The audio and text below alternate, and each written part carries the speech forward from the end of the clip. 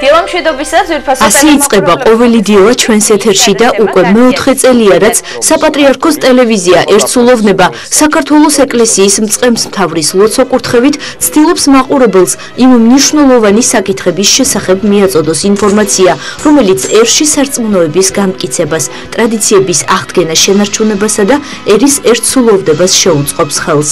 ამ პერიოდის განმავლობაში ჩატარებული გამოკითხვების მიხედვით ერთსულოვნებას უკვე მაყურებლების საკმაოდ ფართო სპექტრი ჰყავს და როგორც ამბობენ, ჩვენს ეთერში გასულ გადაცემებს დიდი სიამოვნებითაც ადევნებენ თვალს.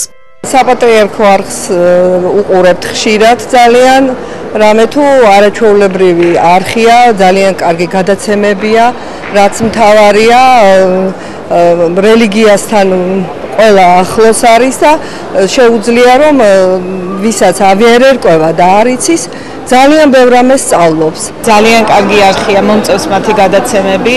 დავასახელებდი სუფთა დაფას, განსაკუთრებულად მიყვარს, იმიტომ რომ ბავშვებთან აქვს ურთიერთობა მამა გიორგის და ვინც მოусმენს ამ არხს, ძალიან ბევრ შემეცნებით რამეს გაიგებს. ჩემი ოჯახის წევრები აბსოლუტურად ყველა უყურებთ საპატრიარქო გადაცემებს, ამ ერთსულოვნებას, გადაცემები, რომლებიც მიმდინარეობს ძალიან ხშირად არის ისეთი პატრიარქის ქადაგებები, ეს არის ბავშვების გადაცემები, 9 საათიანი უაღრესად კარგი ზღაპრები. რომ ძალიან კაი საქმე გაკეთა, რომ ცალკე არხად არის, ანუ თემატური არხია და ხშირად უყურებ, საბავშვო გადაცემებიც არის, ხა ჩვენთვის როგორც მართლმადიდებლებისთვის ძალიან მნიშვნელოვანია, ძალიან საინტერესო ინფორმაციაც არის და არის დადებითი აზრის ვარ ძალიან. თვითონ ეს არხი პერსონალებს გადაგებს, არის გადაცემები მამა სურათს ცხოვრებაზე კონკრეტულად და ისეთი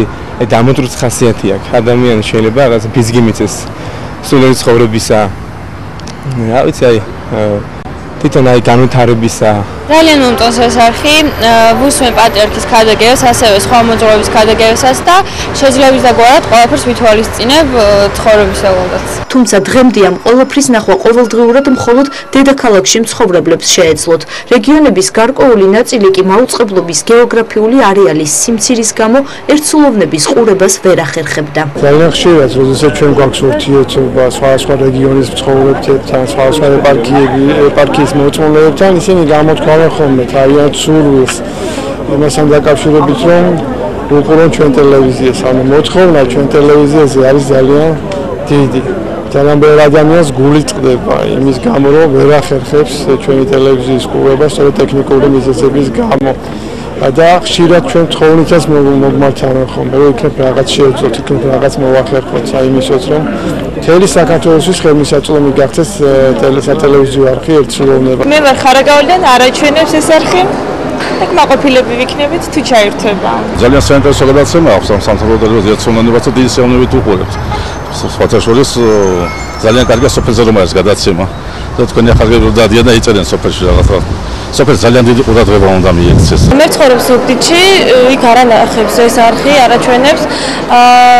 თბილისში როცა მქონდა საშუალება, სულ უყურებდი და ძალიან ინფორმირებული ვიყავი რელიგიასთან დაკავშირებით, მართლმადიდებლობასთან დაკავშირებით. მე თვითონ სწავლობ საპატრიარქოს უნივერსიტეტში და ძალიან გული მწყდება, რომ ეს მე ქუთაისში ვცხოვრობ და არაჩვენებს ეს არხი და ეხლა უკვე დავამთავრე გამოცდები და მივდივარ თბილისიდან და რა თქმა უნდა განვიცდი ამას, რომ ხშირად უყურებდი ამ არხს. კომუნიკაციების ეროვნულ კომისიაში გამართულ სხდომაზე საპატრიარქოს ტელევიზია ერთსულოვნებამ თანამგზავრული სისტემების გამოყენებით მაუწყებლობის ლიცენზია უკვე მიიღო და მისი არეალი მთელი საქართველოს მასშტაბითა და მსოფლიოს რამდენიმე ქვეყანაში მაუწყებლობით განისაზღვრა. ასე რომ ჩვენს მაყურებელს ნებისმიერი გადაცემისთვის თვალის მიდევნება დღეიდან ქვეყნის ყველა ადგილიდან შეეძლება. კომისიის გადაწყვეტილებით საპატრიარქოს ტელეკომპანია ერთსულოვნება თანამგზავრული სისტემების გამოყენებით მაუწყებლობის ლიცენზია მიიღო, რომლის გეოგრაფიული არეალი არის საქართველოს მთელი ტერიტორია, ხოლო პრაქტიკული საქმიანობის დაწყების ვადა 12 თვის განმავლობაში. ახლა ღვთის შეწევნის, ღვთის მადლით, როდესაც ჩვენ გავედით სატელიტზე,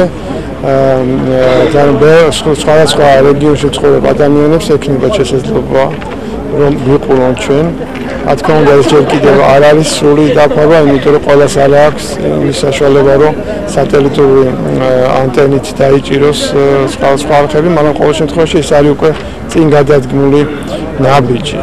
და ჩვენ ვცდილობთ, ჩვენი არხი ცდილობს, რომ სიმშვიდე იყო, სიმშვიდე შევიტანოს ელში, იქადაგოს სარწმუნოება, ქრისტიანული სარწმუნოება.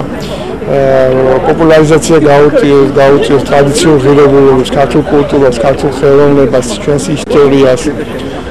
ასე რომ ძალიან ბევრი ადამიანისთვის ეს მართლაც არის მნიშვნელოვანი ნაცაყუდელი ჩვენი ტელევიზია ეცხოვნება. უკვე 3 წელიწადზე მეტია, რაც მისი უწმინდესობის ლოცვა-კურთხევით და ჭყონდიდელი მიტროპოლიტი პეტრეს ხელმძღვანელობით საქართველოს საპატრიარქოს ტელევიზია ერთსულოვნება სატელევიზიო სივრცეშია. ამ პერიოდის განმავლობაში პრაქტიკულად ყოველ დღე ვიღებდით ჩვენ სატელეფონო ზარებს, წერილებს, სხვადასხვა რჩევას, თხოვნას და მოთხოვნასაც კი მაუწყებლობის დაფარვის ზონის გავრცელებასთან დაკავშირებით. დღეს მადლობა გვინდა გადაუხადოთ ყველა ჩვენს მაყურებელს იმ დიდი სიყვარულისთვის, სითბოსთვის, კეთილი რჩევებისთვის, რომლებსაც იჩენდნენ ჩვენს მიმართ ამ საკითხთან მიმართებაში და ასევე მადლობა გვინდა გადაუხადოთ ჩვენს თანამშრომლებს, ყველა იმ კერძო პირს, კომპანიას თუ ორგანიზაციას, რომელსაც შეაქვს წვლილი საქართველოს საპატრიარქოს ტელევიზია ერთსულოვნების განვითარებაში. ბედნიერი იყო ქალაქის მოსახლეობა, იმით რომ საშუალება ჰქონდა ყოველთვის არქის ზეწირა ეყურადნენ ვინა ტელევიზიით და რასაც მოწყვეტილი იყო სოფლის მოსახლეობა და ძალიან განიცდიდა, რა თქმა უნდა გამიცდით ყველანი, რადგანაც ძალიან მნიშვნელოვანი გადაცემები არის ხოლმე ამ არხზე, სასულიერო, საეკლესიო თუ საერო, ეროვნული გადაცემები, რომელიც საკლია ყველა ტელევიზიას თითქმის. ამიტომაც ძალიან მნიშვნელოვანია, რომ ეს ტელევიზია გავიდეს და როგორც გავიგე, გადის უკვე საპატრიარქოს ტელევიზია სრულიად საქართველოს კათოლიკოს პატრიარქის, მცხეთა თბილისის მთავარეპისკოპოსისა და ბიჭვინთისა და ცხუმ-აფხაზეთის მიტროპოლიტის, უწმინდესისა და უნეტარესის ილია მეორის ლოცვა-კურთხევით 2008 წლის 23 ნოემბერს გიორგობის დღესასწაულზე დაფუძნდა და მას საქართველოს ეკლესიის მწყემსმთავრის ლოცვა-კურთხევით ერთსულოვნება ეწოდა. დღეს მრავალი პრობლემების წინ დგას საქართველო და ჩვენ გვჭირდება ერთსულოვნება.